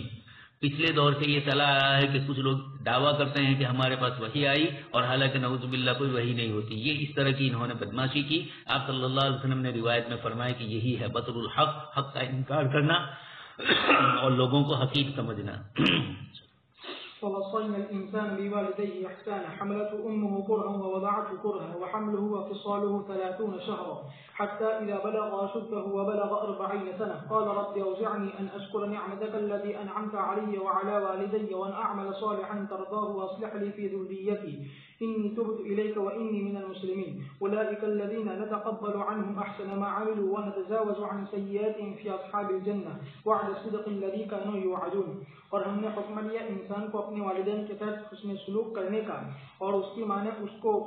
پیٹ میں اٹھایا تکلیف سے اور اس کو جنا تکلیف سے، اور اس کا حمل اور اس کے دودھ چھڑانے کی مدت 30 مہینے ہے، یہاں تک کہ جب وہ جوانی کو پہنچ جاتا ہے اور 40 سال کی عمر کو پہنچ جاتا ہے تو وہ کہتا ہے اے میرے رب تو مجھے توفیق دیجیے کہ میں شکر ادا کروں تیری ان نعمتوں کا جس سے تو نے مجھ پر اور میرے والدین پر انعام فرمایا، اور یہ کہ میں نے ایک عمل کروں جس سے تو راضی ہو جائے، اور تو میرے لیے صلاح اور تقوی رکھ دے۔ میری ذریت میں بلا شبہ میں رجوع کرتا ہوں تیری طرف اور بلا شبہ میں مسلمانوں میں سے ہوں۔ یہی وہ لوگ ہیں کہ ہم ان سے اچھے عمل کو قبول کرتے ہیں جو انہوں نے کیے، اور ہم ان کی کوتاہیوں سے درگزر کرتے ہیں۔ یہ جنت والوں میں سے ہے، اس سچے وعدے کے مطابق جس کا ان سے وعدہ کیا جاتا تھا۔ جب اللہ تبارک و تعالیٰ نے پہلی آیت میں ذکر کیا اپنی توحید کو اور خالص عبادت کو اور اسی کی طرف جمع رہنے کو، تو عادت کیا والدین کی طرف حسن سلوک کرنے کے حکم پر، جیسا کہ اس کو ملا کر بیان کیا ہے قرآن کریم کی دوسری آیتوں میں بھی، جیسے کہ باری تبارک و تعالیٰ کا فرمان وَقَضَىٰ رَبُّكَ أَلَّا تَعْبُدُوا إِلَّا إِيَّاهُ وَبِالْوَالِدَيْنِ إِحْسَانًا، اور باری تبارک و تعالیٰ کا فرمان أَنِ اشْكُرْ لِي وَلِوَالِدَيَّ إِلَيَّ الْمَصِيرُ، اور اس کے علاوہ بہت سے آیتوں میں سے بہت سے آیتیں ہیں۔ اللہ تبارک و تعالیٰ نے یہاں فرمایا وَوَصَّيْنَا الْإِنسَانَ بِوَالِدَيْهِ إِحْسَانًا، یعنی ہم نے ان کو حکم دیا ان دونوں سے حسن سلوک کرنے کا، ان پر شفقت اور مہربانی کرنے کا۔ امام ابو داؤد طیالسی نے روایت کیا سعد رضی اللہ تعالیٰ عنہ سے، انہوں نے فرمایا کہ ام سعد نے حضرت سعد رضی اللہ تعالیٰ عنہ سے کہا کہ کیا تحقیق اللہ تعالیٰ نے والدین کی اطاعت کرنے کا حکم نہیں دیا ہے؟ بس میں نہ کھانا کھاؤں گی اور نہ پانی پیوں گی یہاں تک کہ تو اللہ تعالیٰ کا انکار کر دے۔ بس وہ کھانے سے اور پینے سے رک گئی، یہاں تک کہ لوگ ان کے منہ کو کھولتے تھے لکڑی کے ذریعے سے، اور یہ آیت کریمہ نازل ہوئی وَوَصَّيْنَا الْإِنسَانَ بِوَالِدَيْهِ إِحْسَانًا حَمَلَتْهُ أُمُّهُ كُرْهًا، یعنی وہ اس کی سبب سے اٹھاتی ہے اپنے حمل کی حالت میں مشقت، تھکن اور من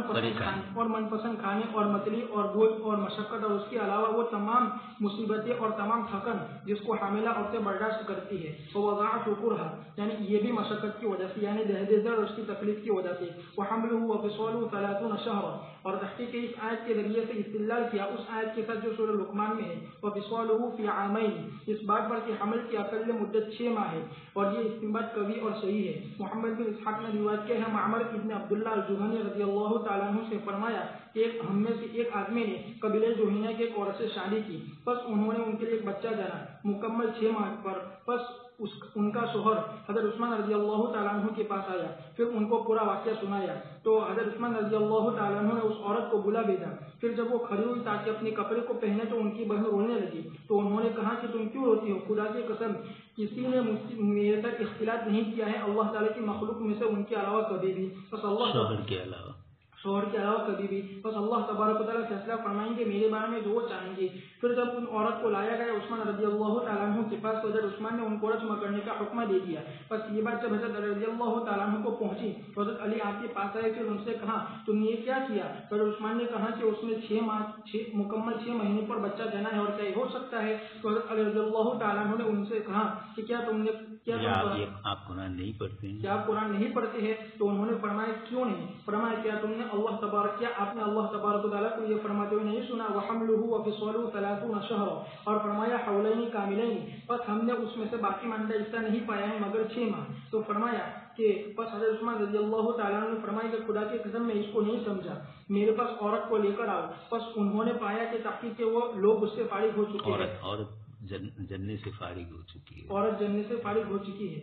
تو فرمایا کہ حضرت معمر نے فرمایا کہ خدا کی قسم کوا کوے کے ساتھ اور نہ انڈا انڈے کے ساتھ زیادہ مشابہ ہوتا ہے، اس سے زیادہ وہ بچہ اپنے والد کے مشابہ تھا۔ پھر جب ان کے والد نے ان کو دیکھا تو کہا کہ خدا کی قسم یہ میرا ہی بیٹا ہے، میں اس میں کوئی شک نہیں کرتا ہوں۔ اور راوی نے فرمایا کہ اللہ تبارک و تعالیٰ نے ان کو مبتلا کیا اس پھنسی میں جو ان کے چہرے پر تھی گوشت کھانے والی، بس برابر ان کے گوشت کو کھاتی رہی یہاں تک کہ وفات پا گئی۔ ابن عباس رضی اللہ پا گئے، وہ صحابی کو وفات پا گئی، یہاں تک کہ وفات پا گئی۔ ابن عباس رضی اللہ تعالیٰ عنہ نے فرمایا کہ جب عورت 9 مہینے میں بچہ جنے تو اس کے لیے رضاعت کی مدت 21 ماہ ہے، اور جب اس کو 7 مہینے میں جنے تو اس کے لیے کافی ہو جائے گا دودھ پلانا 23 ماہ تک، اور جب اس کو 6 مہینے میں جنتی ہے تو 2 مکمل سال، اس لیے کہ اللہ تبارک و تعالیٰ فرماتے ہیں وحملہ وفصاله 30 شہرا حتی اذا بلغ اشدہ، یعنی جب مضبوط ہو جاتا ہے، جوان ہو جاتا ہے، کریئر ہو جاتا ہے، وبلغ 40 سنہ، یعنی اس کی عقل مکمل ہو جاتی ہے اور اس کی سمجھ اور اس کی بردباری مکمل ہو جاتی ہے۔ اور کہا جاتا ہے کہ بلا شبہ اکثر و بیشتر وہ عادتیں اور وہ طور و طریق نہیں بدلتے ہیں جس پر انسان 40 سال کی عمر میں ہوتا ہے۔ حافظ مسلم رحمۃ اللہ علیہ نے روایت کیا عثمان رضی اللہ تعالیٰ عنہ سے کہ نبی کریم صلی اللہ علیہ وسلم نے فرمایا کہ مسلمان بندہ جب 40 سال کی عمر کو پہنچتا ہے تو اللہ تعالیٰ اس کے حساب میں تخفیف کر دیتے ہیں، اور جب وہ 60 سال کی عمر کو پہنچتا ہے تو اللہ تعالیٰ اس کو توفیق دیتے ہیں اپنی طرف رجوع کرنے کی، اور جب وہ 70 سال کی عمر میں پہنچ جاتا ہے تو آسمان والے اس سے محبت کرتے ہیں، اور جب وہ 80 سال کی عمر کو پہنچ جاتا ہے تو اللہ تعالیٰ اس کی نیکیوں کو ثابت رکھتا ہے اور ان کی گناہوں کو مٹا دیتا ہے، اور جب وہ 90 سال کی عمر کو پہنچ جاتا ہے تو اللہ تعالیٰ اس کے اگلے اور پچھلے گناہوں کو معاف کر دیتا ہے، اور اللہ تعالیٰ اس کی سفارش قبول کریں گے اپنے گھر والوں کے بارے میں، اس کے گھر والوں کے بارے میں، اور لکھ دیا جائے گا آسمان میں کہ یہ اللہ کا قیدی ہے اس کی زمین میں۔ قال رب اوزعني، یعنی مجھے توفیق دے، ان اشکر نعمتك التي انعمت علي وعلى والدي وانا اعمل صالحا ترضاه، یعنی مستقبل میں، واصلح لي في ذريتي، یعنی میری نسل میں اور میری اولاد میں، انی تبت الیک وانی من المسلمین، اور اس میں رہنمائی ان لوگوں کے لیے جو 40 سال کی عمر کو پہنچ جائے یہ کہ وہ نئے سرے سے توبہ کرے اور اللہ تعالیٰ کی طرف رجوع کرے اور اس پر پختہ عزم کرے۔ اور تحقیق ابو داؤد نے اپنے سنن میں روایت کیا ہے ابن مسعود رضی اللہ تعالیٰ عنہ سے کہ رسول اللہ صلی اللہ علیہ وسلم ان کو سکھلاتے تھے یہ کہ وہ تشہد میں یہ دعا پڑھے اللهم الف بين قلوبنا واصلح ذات بيننا واهدنا سبل السلام ونجنا من الظلمات الى النور وجنبنا الفواحش ما ظهر منها وما بطن وبارك لنا في اسماعنا وابصارنا وقلوبنا وازواجنا وذرياتنا وتب علينا انك انت التواب الرحيم وجعلنا شاكرين لنعمتك مثنين بها عليك قابلها واتممها علينا۔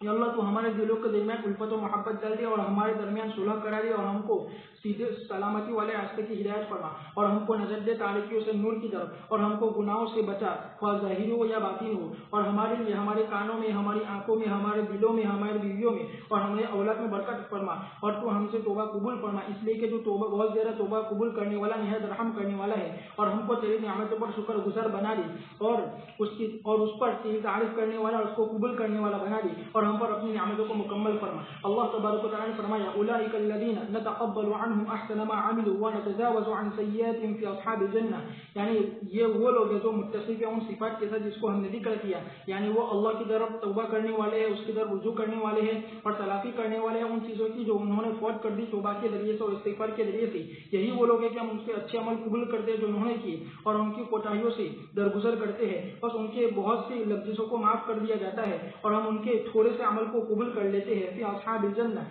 यानी फिर जुमला जन्नत वालों में से है। और ये उनका हुक्म है अल्लाह तबारक व तआला के यहाँ, जैसा कि अल्लाह तबारक व तआला ने वादा किया उस शख्स के लिए जो उसकी तरफ तौबा करे और रुजू करे। इसलिए अल्लाह तबारक व तआला ने फरमाया वअद सिद्क़ लज़ी कानू युअदून। इब्न अबू हातिम ने रिवायत की है मोहम्मद बिन हातिब रज़ियल्लाहु तआला अन्हु से कि फरमाया कि अलबत्ता तहकीक के मैं अमीरुल मोमिनीन हजरत अली रज़ियल्लाहु तआला अन्हु के पास था और आपके बाद अम्मार, साअसा और अश्तर और मोहम्मद बिन अबी बकर रज़ियल्लाहु अन्हुम थे। बस उन्होंने उस्मान रज़ियल्लाहु तआला अन्हु का तज़किरा छेड़ दिया। बस उनमें से कुछ लोगों ने उनके शान में गुस्ताखी की और हजरत अली रज़ियल्लाहु तआला अन्हु चारपाई पर थे, आपके साथ आपके हाथ में एक लकड़ी थी। बस उनमें से किसी कहने वाले ने कहा कि बिलाशुबा तुम्हारे पास वो शख्स है जो तुम्हारे दरमियान फैसला फरमाएगा। बस उन्होंने हजरत अली रज़ियल्लाहु तआला अन्हु से पूछा तो हजरत अली रज़ियल्लाहु तआला अन्हु ने फरमाया कि हजरत उस्मान रज़ियल्लाहु तआला अन्हु उन लोगों में से जिनके बारे में अल्लाह तआला ने फरमाया उलाइका अल्लज़ीना नतक़ब्बलु अन्हुम अहसना मा अमिलू व नतजावज़ु अन सय्यिआतिहिम फ़ी अस्हाबिल जन्नह वअद सिद्क़ लज़ी कानू युअदून। फरमाया कि खुदा की कसम ये उस्मान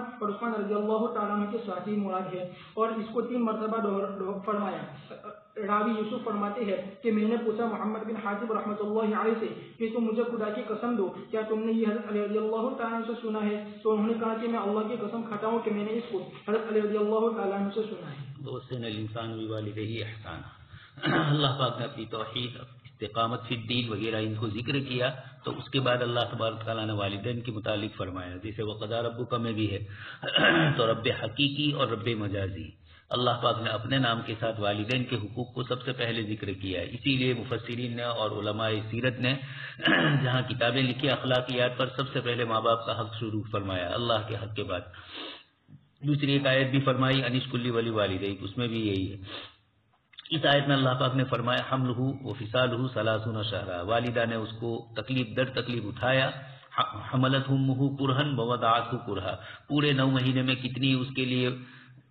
परेशानियां आती है, तकलीफें आती है, बच्चे की विलादत के बाद भी या विलादत के वक्त भी ये सारी तकलीफें वालिदा बर्दाश्त करती है। इसलिए अल्लाह तबारक तआला ने उनके हुकूक को भी कसरत से जिक्र किया। 3 मरतबा वालिदा को जो हकदार बनाया, उसकी वजह यही बतलाई कि वालिदा 3 बड़ी बड़ी परेशानियां उठाती है। आगे अल्लाह तबारक तआला हजरत उम्मे सईद हजरत साद रज़ी अल्लाह तआला अन्हु की वालिदा, साद इब्न उबादा की वालिदा की बात है, वो ईमान नहीं ला रही थी और उन्होंने अपने बेटे से ये कहा कि इस्लाम में भी तो वालिदैन की इताअत का हुक्म है, तो फिर तुम क्यों मेरी नहीं सुनते हो, और अगर तुम ईमान से नहीं फिरे तो मैं खाना पीना बंद कर दूंगी। लेकिन ला ताअता लि मखलूकिन फी मासियतिल खालिक, अल्लाह के मुकाबले में नहीं है। इसलिए हजरत साद रज़ी अल्लाह तआला अन्हु ने इनको मनाने की कोशिश की,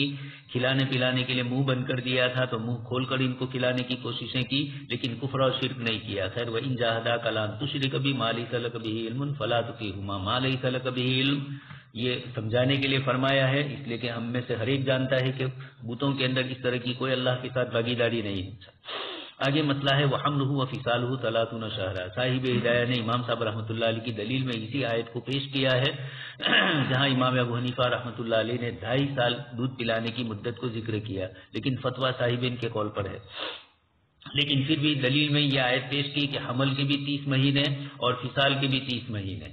और इस पर मिसाल भी साहिब राय ने पेश की कि मेरे जिम्मे फलाने के पैसे हैं और फलाने की किताबें हैं मसलन,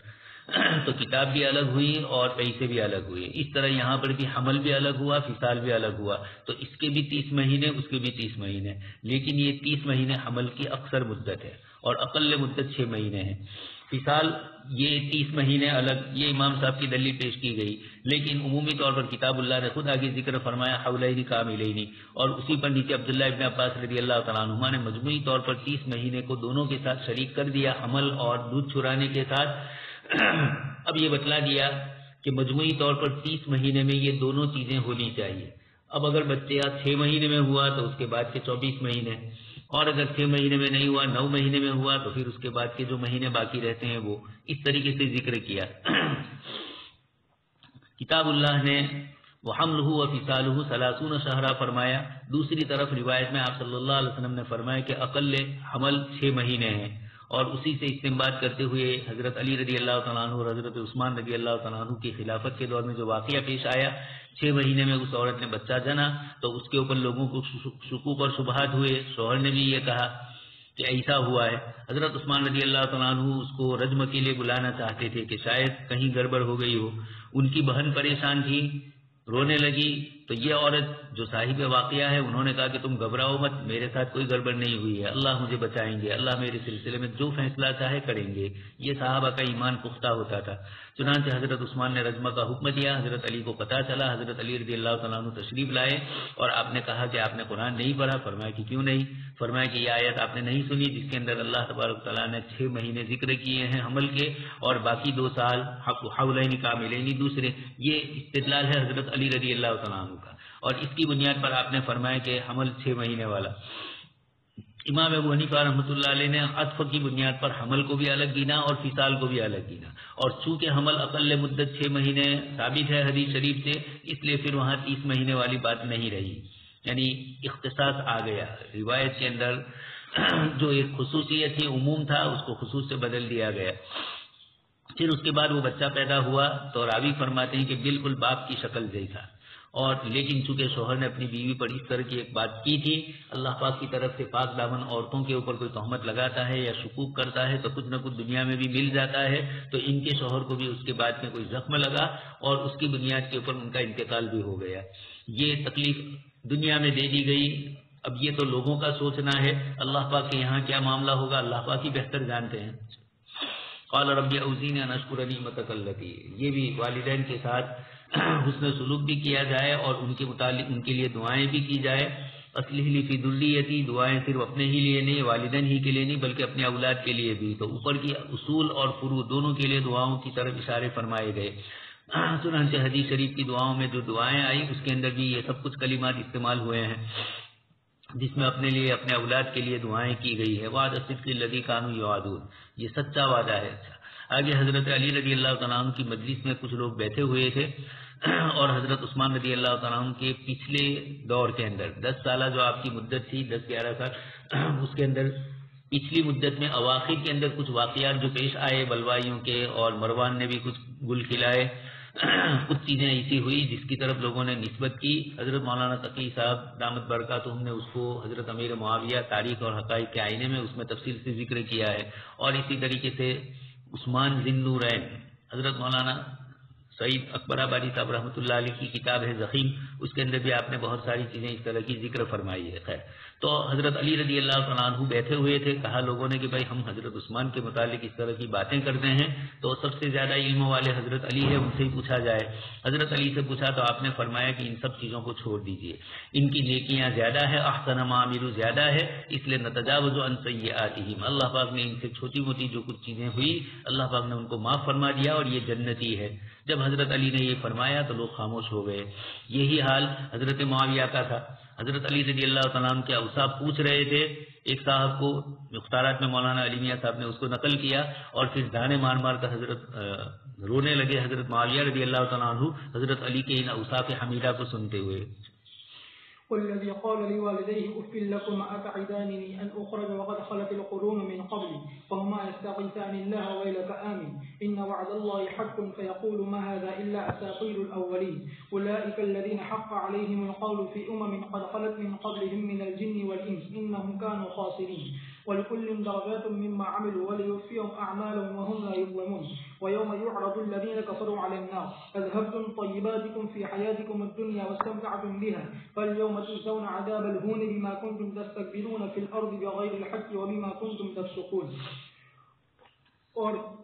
وہ آدمی جس نے اپنے والدین سے کہا کہ تم پر اف ہو، کیا تم مجھے وعدہ کرتے ہو یہ کہ میں نکالا جاؤں گا، حالانکہ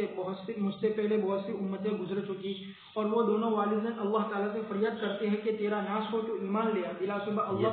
مدد چاہ رہی ہے کہ تیرا ناس ہو تو ایمان لیا، بلا صبح اللہ تعالیٰ کا وعدہ حق ہے۔ بس وہ کہتا ہے کہ یہ تو نہیں ہے مگر اگلے لوگوں کی افسانی، یہی وہ لوگ ہیں کہ ان پر عذاب کا کلمہ ثابت ہو چکا ہے ان امتوں کے ساتھ جو تحقیق ان سے پہلے گزری، یعنی جناتوں اور انسانوں میں سے، بلا صبح وہ خاسرین میں سے تھی۔ اور ہر ایک کے لیے درجات ان اعمال کے مطابق جو انہوں نے کیے، اور ان کو ان کے عمل کا پورا بدلہ دیا جائے گا، ان پر ظلم نہیں کیا جائے گا۔ اور جس دن پیش کیا جائے گا ان لوگوں کو جنہوں نے کفر کیا جہنم پر،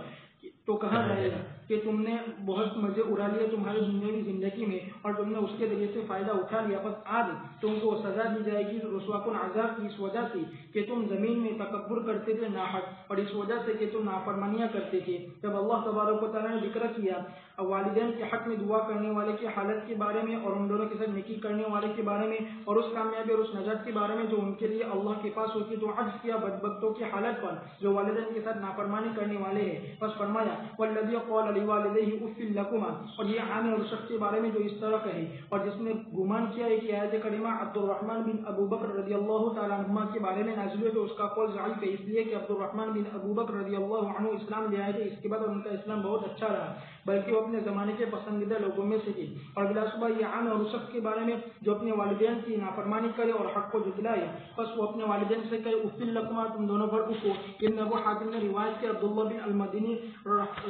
رضی اللہ تعالیٰ عنہ سے کہ بلا شبہ میں البتہ مسجد میں تھا جس وقت مروان خطبہ دے رہا تھا، پس اس نے کہا کہ بلا شبہ اللہ تبارک و تعالیٰ نے تحقیق کے امیر المؤمنین کو یزید کے بارے میں ایک اچھی رائے سلجھائی ہے اگر وہ اس کو خلافت دے دے، پس تحقیق کے ابو بکر اور حضرت عمر رضی اللہ تعالیٰ عنہما نے بھی خلافت مقرر کی۔ حضرت ابو بکر نے حضرت عمر کو نائب بنایا تھا، حضرت ابو بکر نے حضرت عمر رضی اللہ تعالیٰ عنہما کو نائب بنایا تھا۔ تو عبد الرحمن بن ابو بکر رضی اللہ تعالیٰ عنہما نے فرمایا کیا یہ ہرقل کے دستور کے مطابق ہے؟ کیا ہرقلیت لائی جا رہی ہے؟ کیا ہرقلیت لائی جا رہی ہے؟ بلا شبہ ابو بکر رضی اللہ تعالیٰ عنہ خدا کی قسم انہوں نے نہیں بنایا خلیفہ اپنے اولاد میں سے کسی کو اور نہ اپنے گھر والوں میں سے کسی کو، اور حضرت معاویہ رضی اللہ تعالیٰ عنہ نے بھی اس کو نہیں بنایا اپنے اولاد میں مگر مہربانی کرتے ہوئے اور اپنے اولاد پر شفقت کرتے ہوئے۔ تو حضرت تو مروان نے کہا کہ کیا تو وہ نہیں ہے جس نے اپنے والدین سے کہا اف لکما؟ تو عبد الرحمن رضی اللہ تعالیٰ عنہ نے فرمایا کیا تو اس لعن کا بتا نہیں ہے جس کے باپ پر رسول اللہ صلی اللہ علیہ وسلم نے لعنت فرمائی، جس پر رسول اللہ صلی اللہ علیہ وسلم نے لعنت فرمائی۔ راوی کہتے ہیں کہ ان دونوں کی گفتگو حضرت عائشہ رضی اللہ تعالیٰ عنہ نے سنی، حضرت عائشہ رضی اللہ تعالیٰ عنہ نے فرمایا اے مروان، تو عبد الرحمن رضی اللہ تعالیٰ عنہ کے بارے میں ایسا کہہ رہا ہے، تو نے جھوٹ بولا، یہ آیت ان کے بارے میں نازل نہیں ہوئی ہے، لیکن یہ آیت فلاں بن فلاں کے بارے میں نازل ہوئی ہے۔ پھر مروان تیزی سے چلا، پھر ممبر سے اترا، یہاں تک کہ آپ کے حجرے مبارک کے دروازے کے پاس آیا، پھر ان سے باتیں کرنے لگا، یہاں تک کہ فارغ ہو کر چلا گیا۔ امام نسائی نے روایت کیا ہے محمد بن زیاد سے، فرمایا کہ جب معاویہ رضی اللہ تعالیٰ عنہ نے اپنے بیٹے کے لیے بیعت کی تو مروان نے کہا کہ یہ ابو بکر اور عمر رضی اللہ تعالیٰ عنہ کا طریقہ ہے، تو عبد الرحمن بن ابو بکر رضی اللہ تعالیٰ عنہ نے فرمایا کہ یہ ہرقل اور قیصر کا طریقہ ہے، تو مروان نے کہا کہ یہ وہ ہے جس کے بارے میں اللہ تعالیٰ نے آیت کریمہ نازل فرمائی والذی قال لوالدیہ اف لکما، پس یہ بات حضرت عائشہ رضی اللہ تعالیٰ عنہ کو پہنچی تو فرمایا کہ مروان نے جھوٹ بولا، خدا کی قسم ان سے یہ مراد نہیں ہے، اور اگر میں چاہتی کہ میں اس کا نام بیان کر دوں جس کے بارے میں آیت کریمہ نازل ہوئے تو میں اس کو بیان کر دیتی، اور لیکن رسول اللہ صلی اللہ علیہ وسلم نے مروان کے والد پر لعنت کی، اور مروان اس حال میں کہ مروان اس کی پشت میں تھا، بس مروان بھی اللہ تعالیٰ کی لعنت کا ایک حصہ ہے۔ باری تبارک و تعالیٰ کا فرمان اتعدانی ان اخرج، یعنی میں دوبارہ زندہ کیا جاؤں گا، وقد خلت القرون من قبل، یعنی تحقیق کے لوگ گزر گئے اور ان میں سے کوئی بھی خبر دینے کے لیے واپس نہیں آیا، وہما یستغیثان اللہ، یعنی وہ اللہ تبارک و تعالیٰ سے دعا کر رہی ہے اس کے بارے میں یہ کہ اس کو ہدایت دے، اور وہ دونوں اپنے والدین سے اور اپنے اولاد کے بارے میں کہہ رہے ہیں ویلک آمین ان وعد اللہ حق فیقول ما هذا الا اساطیر الاولین۔ اللہ تبارک و تعالیٰ نے فرمایا اولئک الذین حق علیہم القول فی امم قد خلت من قبلهم من الجن والانس انهم كانوا خاسرین، یعنی وہ داخل ہوں گے ان کے جیسے ان کے مانند لوگوں کی جماعت میں، یعنی کافرین میں سے، اور اپنے آپ کو اور اپنے گھر والوں کو خسارہ اٹھانے والے لوگوں میں سے قیامت کے دن۔ باری تبارک و تعالیٰ کا فرمان اولئک، باری تعالیٰ کے اس فرمان کے بعد والذی قال، یہ دلیل ہے اس بات پر جس کو ہم نے ذکر کیا، یہ کہ وہ جنس ہے جو تمام سے تمام کو عام ہے جو اس طرح اپنے والدین کے ساتھ سلوک کرے، اور حسن اور امام قتادہ نے فرمایا کہ وہ کافر ہے، فاجر ہے، نافرمان، اپنے والدین کی نافرمانی کرنے والا اور بعض الملک کو جتلانے والا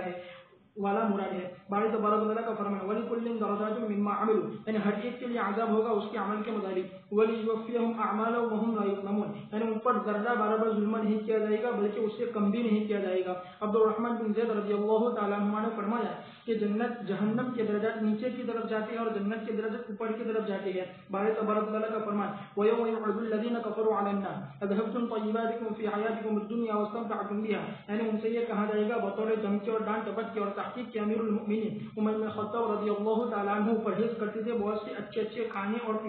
پینے سے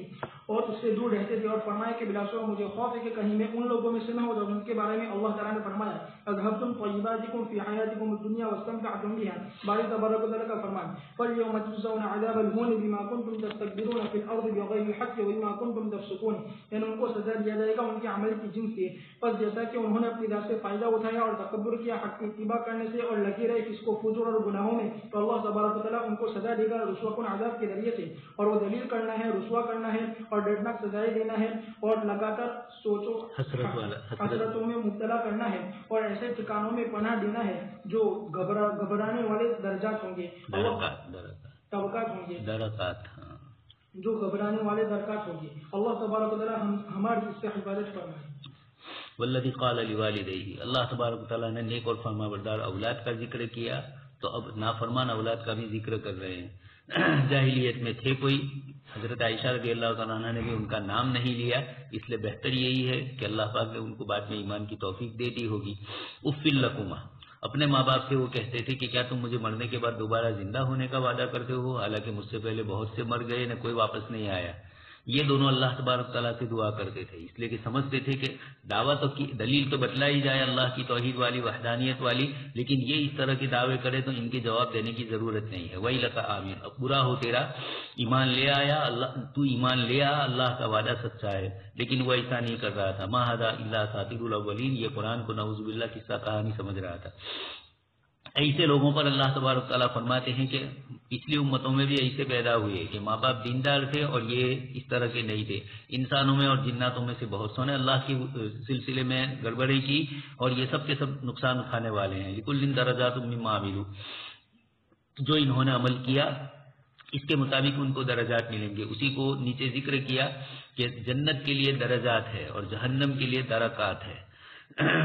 جہنم نیچے کی طرف ہے اس لیے نیچے ہی کی طرف جانا ہے اور ایک چیز اوپر سے تو تنگ ہوتی ہے پھر اندر زمین میں جا کر کشادہ ہوگی جہنم. جنت اس کے مقابلے کے اندر بلندی کی طرف نیچے سے اوپر جائیں گے اور یہاں اوپر سے نیچے اترنا ہے. وَلِيُوَفِّيَهُمْ. کوئی ذرہ برابر ظلم نہیں ہوگا. آگ کے اوپر ان کو پیش کیا جائے گا. کفروا کو آگ پر پیش کیا جائے گا اور دوسری آیتوں میں فرمایا گیا وَسِيقَ الَّذِينَ كَفَرُوا. ان کو پہنچایا جائے اور کہیں یہ فرمایا گیا کہ جہنم کو لایا جائے گا. روایتوں میں بھی ہے تو یہ ہر ایک اپنے اپنے مقام کے اعتبار سے ہے. عمومی طور پر تو یہی ہے جہنم کو کھینچ کر لایا جائے گا یہ بھی روایتوں میں ہے. آیات کے اشارے بھی معلوم ہوتے ہیں لیکن الگ الگ مواقع پر الگ الگ اعتبار سے اس کو تعبیر کیا گیا. اذهبتم طیباتکم. اللہ تبارک تعالیٰ فرمائیں گے کہ دنیا میں کھایا پیا مست رہے حرام کی کمائی جو کچھ بھی ملا سب کچھ کھاتے رہے اور فائدہ سب کچھ اٹھا چکے ہو اس لیے آج تمہیں رسوا کن عذاب ہوگا. اس لیے کہ دنیا میں ناحق تکبر کرتے تھے فسق و فجور کرتے تھے. حضرت عمر بن خطاب رضی اللہ تعالیٰ عنہ عمدہ کھانے آپ کے پاس آ جاتے تو تھوڑا شک کرتے کہ ایسا تو نہیں ہے کہ اس آیت کا مصداق ہمیں بنا دیا ہو کہ دنیا میں ہی سب کچھ اللہ پاک نے دے دیا اس لیے آپ ایک سے زائد سالن بھی استعمال نہیں فرماتے تھے اور بھی دوسری مرغوب غذاؤں کو آپ نے چھوڑ رکھا تھا. آیت کریمہ کے شان نزول کے سلسلے میں مروان کے متعلق چونکہ ایک بات آئی کہ مروان نے جب حضرت معاویہ رضی اللہ تعالیٰ عنہ نے اپنے بیٹے یزید کے سلسلے میں لوگوں سے گفتگو شروع کی حضرت مغیرہ ابن شعبہ رضی اللہ تعالیٰ عنہ اور دوسرے کچھ صحابہ نے حضرت امیر معاویہ کو مشورہ دیا تھا کہ آپ اپنے بعد نائب بنا لیجئے. یزید کی جو شکل ہمارے سامنے آئی ہے وہ قتل حسین کے بعد والی ہی لوگوں کے سامنے ہے. قتل حسین سے پہلے کی جو شکل تھی وہ لوگوں کے سامنے نہیں ہے اس لیے یزید کے متعلق لوگ الگ الگ قسم کی باتیں کرتے ہیں. حضرت امیر معاویہ رضی اللہ تعالیٰ عنہ اس کو بزرگ تو نہیں سمجھ رہے تھے لیکن یہ سمجھتے تھے کہ انتظامی امور کی صلاحیت کے لیے کچھ عقلی چیزیں چاہیے اور وہ یزید میں پائی جاتی ہے. حضرت عثمان رضی اللہ تعالیٰ عنہ کی خلافت کا جو مسئلہ آیا تھا اس وقت ابھی حضرت عبد الرحمن بن عوف رضی اللہ تعالیٰ عنہ کو جو حکم بنایا گیا آپ نے بچوں سے عورتوں سے وغیرہ سے سب سے پوچھا تو حضرت عثمان رضی اللہ تعالیٰ عنہ کے متعلق سب کی رائے تھی. یہ بھی بنی امیہ میں سے تھے. حضرت عثمان رضی اللہ تعالیٰ عنہ کی دور خلافت میں اس سے پہلے جو بڑے بڑے گورنر تھے وہ بھی حضرت اب حضرت عمر رضی اللہ تعالیٰ عنہ نے حضرت معاویہ رضی اللہ تعالیٰ عنہ کو شام کا گورنر بنایا تھا، تو شام میں حضرت معاویہ تھے، بڑا حصہ تھا۔ اس طریقے سے مصلحتیں بہت ساری سمجھی گئی۔ حضرت معاویہ رضی اللہ تعالیٰ عنہ نے بھی کچھ مصلحت سمجھی، اپنے بعد کے حکومت مستحکم رہتی ہے تو اس کی بنیاد پر کفروں کے اوپر غلبہ ہوتا ہے، اور اگر آپس میں کچھ اختلافات یا حکومت کمزور ہوتی ہے، یہ دیکھ چکے تھے حضرت عثمان رضی اللہ تعالیٰ عنہ کے زمانے میں۔ خیر،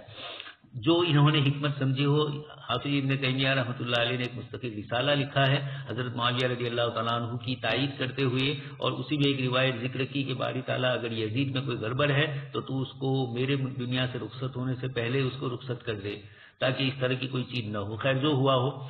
یہاں تو گفتگو حکم کے بیٹے مروان کی ہے، اور حکم پر آپ صلی اللہ علیہ وسلم نے لعنت کی تھی، اور ابھی وہ پیدا نہیں ہوا تھا مروان، اسی نے یہ سب کچھ گڑبڑی بھی کی ہے۔ حضرت کچھ روایتوں میں آتا ہے کہ حضرت عثمان رضی اللہ تعالیٰ عنہ کے پاس جو لوگ آئے تھے شکایتیں کرنے کے لیے، آپ نے ان کی شکایتیں سنی، اور شکایتیں سن کر ان کو جہاں وہ جا رہے تھے مصر وغیرہ کی طرف، وہاں کے جو گورنر تھے ان کے متعلق بات چیت کر کے یہ کہا کہ ان کو الگ کرنا ہے، اور اس طرح کی بہت ساری چیزیں حضرت عثمان نے لکھ کر بھیجی۔ لیکن راستے میں مروان ابن حکم نے اس آدمی کے پاس سے وہ خط لے لیا، اور چونکہ مروان ہی کے پاس مہر رہتی تھی حضرت عثمان کی، تو دوسرا سکہ لگا کر دے دیا، اور اس خط کے اندر یہ تھا کہ یہ لوگ جب پہنچے وہاں پر تو ان کو قتل کیا جائے۔ اب وہ خط لے کر وہ بھی جا رہے تھے اور یہ بھی وہاں پہنچے، تو راستے میں ان لوگوں نے پکڑ لیا اس خط کو۔ یہ الگ آدمی کو خط لے کر بھیجا تھا مروان نے کہ وہاں جا کر گورنر کو پہنچایا جائے۔ اب وہ وہاں پہنچانے جا رہا تھا، راستے میں پکڑ لیا گیا۔ انہوں نے دیکھا تو واپس آئے کہ حضرت عثمان نے ہمیں دھوکہ دیا، ایک طرف ہمارے ساتھ یہ گفتگو کی اور سکہ تو حضرت عثمان ہی کا تھا۔ تو اس بنیاد کے اوپر پھر ان میں آپس میں انتشار پیدا ہو گیا۔ خیر، بہت ساری باتیں ہیں۔ حضرت تو مروان ابن حکم اگر اتنا ہی کہہ دیتا کہ امیر المومنین نے اپنے بعد یزید کو اپنا نائب بنایا ہے تو اس پر لوگ کچھ نہ بولتے، لیکن جب اس نے یہ جملہ کہا کہ حضرت ابوبکر نے جس طرح اپنے بعد حضرت عمر کو نائب بنایا، اس طرح حضرت امیر المومنین نے اپنے بعد اپنے بیٹے یزید کو بنایا۔ یقیناً دونوں میں مشابہت نہیں تھی، حضرت ابوبکر صدیق کا خاندان بھی الگ تھا، حضرت عمر کا خاندان الگ تھا۔ یہاں باپ بیٹے کا مسئلہ تھا حضرت معاویہ رضی اللہ تعالیٰ عنہ کے ساتھ۔ تو عبد الرحمن ابن ابی بکر کھڑے ہوئے اور انہوں نے کہا یہ تو ہرقلیت ہے، بادشاہت ہے کہ بادشاہ کے بعد اس کا بیٹا، اس کے بیٹے کے بعد اس کا بیٹا، اس طرح چلتا ہے۔ حضرت ابوبکر صدیق نے اپنے بیٹوں میں سے کسی کو نہیں بنایا ہے، نہ اپنے خاندان والوں میں سے بنایا، اور حضرت معاویہ نے تو اپنے بیٹے کو بنایا، اور لیاقت کی بنیاد پر نہیں بنایا ہے بلکہ رحمتن و کرامتن۔ خیر، یہ عبد الرحمن فرما رہے تھے۔ مروان نے اس کے اوپر کہا کہ تم ہی تو وہ ہو جن کے متعلق قرآن کریم کی آیت نازل ہوئی۔ عبد الرحمن نے کہا کہ تو وہ لعین نہیں ہے، ابن اللعین، کہ جس کے باپ کو اللہ کے رسول صلی اللہ علیہ وسلم نے لعنت کی، اور تو اس وقت کبھی پیدا نہیں ہوا تھا تو اسی کا حصہ ہے۔ یہ دونوں کے درمیان چلا تو مروان کو انتل قائل عبد الرحمن قضا و قضا، حضرت عائشہ کو پتہ چلا تو آپ نے فرمایا مروان سے کہ تم نے ایسا ایسا کہا، یہ آیت ان کے بارے میں نازل نہیں ہوئی ہے، یہ آیت میں کہہ سکتی ہوں لیکن نام نہیں لیا۔ اور پھر اس کے بعد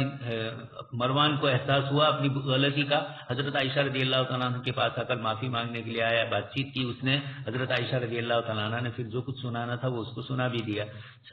تو بائی معاویہ لابنہ بایا قال مروان سنت و ابی بکر، دوسری روایت میں بھی یہی ہے، وہاں ابو بکر و عمر دونوں کی سنت کہی لیکن دونوں کی سنت نہیں ہے۔ خیر، اس پر بھی ہمارے علماء کرام نے بہت تفصیلی گفتگو کی، اور حضرت شاہ ولی اللہ رحمۃ اللہ علیہ کی کتاب ازالۃ الخفا عن خلافت الخلفاء، اور وہ کتاب بھی حضرت مولانا تقی الدین ندوی صاحب نے بہت شاندار طباعت کے ساتھ شائع کیا ہے، اس کا اردو بھی ہو چکا ہے پاکستان سے۔ تو اس کے اندر خلافت کے سلسلے میں ذکر کیا، حضرت ابوبکر نے اپنے بعد کیا عمل کیا، حضرت عمر نے کیا کیا۔ چونکہ آج کل کی جمہوریت والے حضرت ابوبکر صدیق کی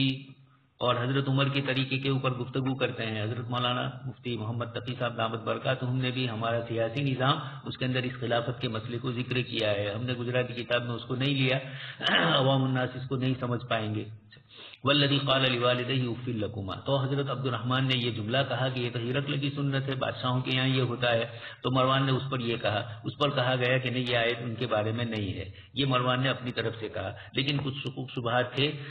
اس لیے حضرت ابوبکر صدیق کے صاحبزادے بھی حضرت عثمان رضی اللہ تعالیٰ عنہ کے خلاف تھے اس مسئلے کے اندر، اور پھر جب ان کو حضرت عثمان نے سمجھایا تو پھر وہ واپس چلے گئے۔ اولئک الذین حق علیہم القول، اللہ پاک فرماتے ہیں جن لوگوں نے نبیوں کو اس طریقے سے ستایا اور خسارہ اٹھایا اور اس طرح کی گفتگو کی، اللہ تبارک و تعالیٰ کی طرف سے فی زمرتی اشباہہم و اضرابہم، ان کے جیسے کافروں کو خسارہ اٹھانے والے ہوں گے، اور اس کے مقابلے میں ولکل درجات مما عملوا تفسیر ہوئی چکی۔